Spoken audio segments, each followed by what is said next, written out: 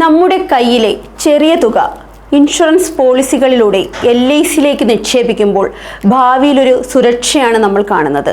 പക്ഷേ അതേ പണം രാഷ്ട്രീയ ബന്ധമുള്ള വലിയ കോടീശ്വരന്മാരെ രക്ഷിക്കാനായി ഉപയോഗിക്കപ്പെടുന്നു എന്ന് കേൾക്കുമ്പോൾ എന്താണ് തോന്നുന്നത്?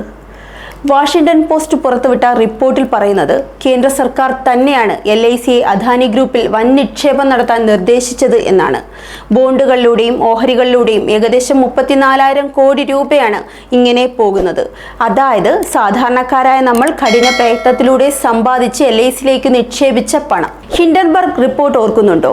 അദാനി ഗ്രൂപ്പ് കണക്കുകളിൽ കൃത്രിമം കാട്ടി ഓഹരി വിലകൾ കൃത്രിമമായി ഉയർത്തിയെന്നത് ലോകം മുഴുവൻ ആ റിപ്പോർട്ട് വായിച്ചപ്പോൾ അദാനിയുടെ ഓഹരികൾ തകർന്നു വീണു. രാജ്യത്തിനകത്തും പുറത്തുമുള്ള നിക്ഷേപകർക്ക് വിശ്വാസം നഷ്ടമായി. 2024 അമേരിക്കൻ ജസ്റ്റിസ് വകുപ്പ് കേസെടുത്തു. അപ്പോൾ അദാനി ഗ്രൂപ്പ് പ്രതിസന്ധിയിലുമായി. എന്നാൽ അതിനൊക്കെ പിന്നാലെ അദാനിയുടെ പദ്ധതികൾ വീണ്ടും പുനരാരംഭിച്ചു. ഓഹരികൾ ഉയർന്നു, പണം വീണ്ടും ഒഴുകി. അത്ര പെട്ടെന്ന് മടങ്ങി വരാനായി എന്താണ് പിന്നിൽ നടന്നത്? LICയിലൂടെ കേന്ദ്ര സർക്കാർ പണം നിക്ഷേപിക്കുന്നത് ബോണ്ടുകളിൽ നിന്ന് ലാഭമില്ലെന്ന് പറഞ്ഞാണ്. പകരം അദാനിയിൽ നിക്ഷേപിക്കുക. ഇതൊക്കെ കേൾക്കുമ്പോൾ തോന്നുന്നത് കേന്ദ്ര സർക്കാർ ഏതോ കോപ്പറേറ്റീവ് സാമ്രാജ്യത്തിന്റെ പ്രതിനിധിയാണോ എന്നാണ്.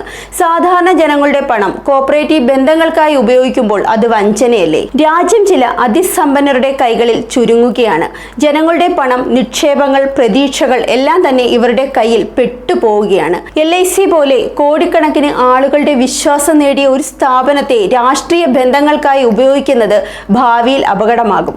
സർക്കാരുകൾ മാറും. അപ്പോഴും ജനങ്ങൾ LICയിലേക്ക് നിക്ഷേപിച്ച പണം തിരികെ കിട്ടുമെന്ന് ഉറപ്പുണ്ടോ? ജനങ്ങളുടെ പണം ആരുടെയെങ്കിലും കോർപ്പറേറ്റ് ചങ്ങാത്തങ്ങൾക്കായി നഷ്ടപ്പെടാതിരിക്കാൻ ജനങ്ങൾ കണ്ണു തുറക്കേണ്ട സമയമാണിത്. Zag news, Thiruvananthapuram. നേരിന്റെ വാർത്തകൾ നിങ്ങളുടെ വിരൽത്തുമ്പിലെത്താനായി സാഗ് ന്യൂസ് ചാനൽ സബ്സ്ക്രൈബ് ചെയ്തും ഷെയർ ചെയ്തും ഒരു ശരിയായ മാധ്യമ നിലപാടിനൊപ്പം നിൽക്കാൻ ഞങ്ങൾ നിങ്ങളെ ക്ഷണിക്കുന്നു.